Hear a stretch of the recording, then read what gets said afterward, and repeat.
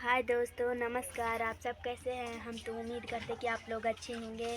तो हम दादी घर आ गए हैं और मेरा अंकल का शादी है। तो मतलब कि चलिए दिखाते हैं कि क्या क्या चीज़ का व्यवस्था हो रहा है।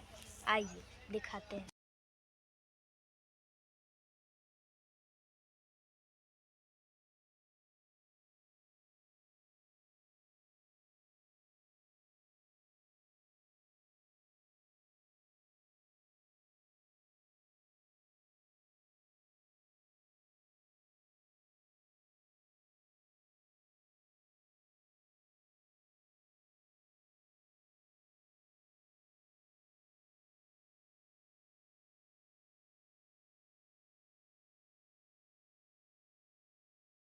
तो ये देखिए, आपको कुछ नया दिखाने वाला हूँ, क्योंकि ये देखिए मेरा दादी है और बंगाल में रहती है और हम इसके साथ में वीडियो बनाए हैं। बहुत अच्छी मेरी प्यारी दादी है।